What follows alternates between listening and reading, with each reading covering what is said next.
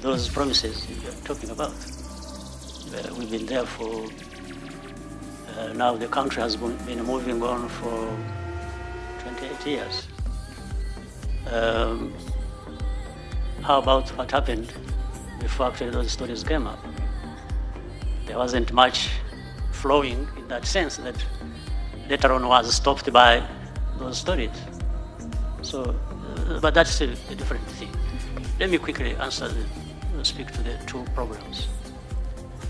The story of Rusesabagina, and in fact it explains now at the beginning what happens with the countries and the relationships and so on. A big country like the United States dealing with Rwanda, a small country somewhere in the middle of Africa. What I was saying, when people just tell you what to do or want to tell you what to do for yourself, comes in this sense. That story of Paul Rusesabagina, the case is very clear. It has gone through the courts of law, with the due process.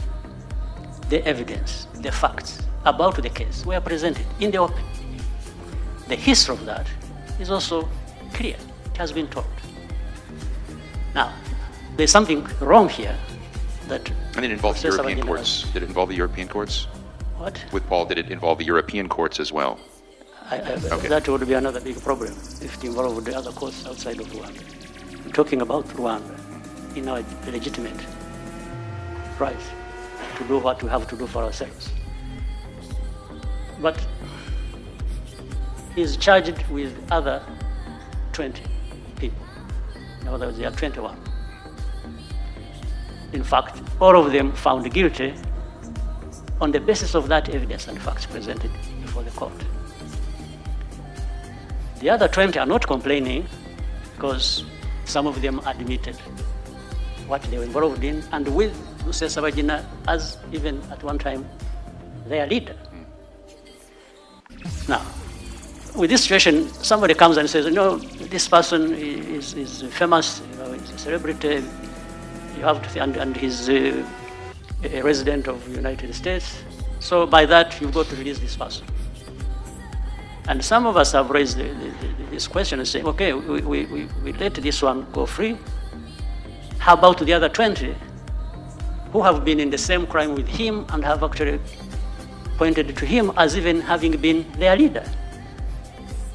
That's one. So the second aspect to that is, what are we going to have to deal with here? There's a serious case here, but it will be nullified because somebody in the United States is saying so. Well, some people may find that normal. I don't. Rwandans don't. So we might find... So is Blinken's advocacy and determination of him being wrongly detained helping his case or hurting his case? I think from what I've said, you can conclude. No.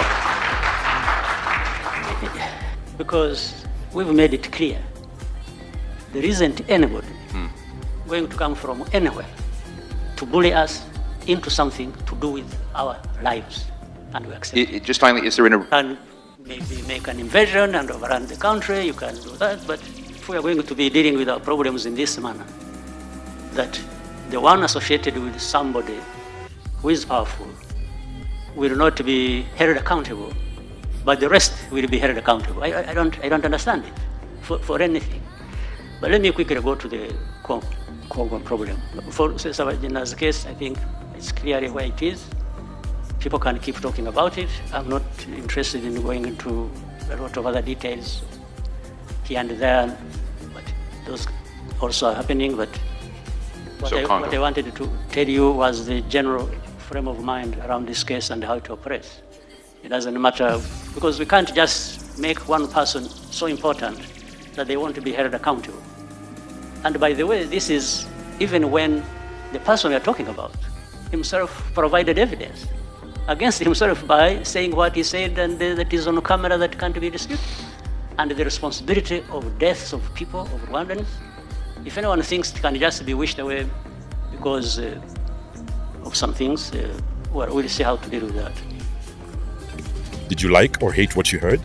Let us know in the comments below, and if you want more candid speeches like this, be sure to like, subscribe, and hit the notification bell to catch all our latest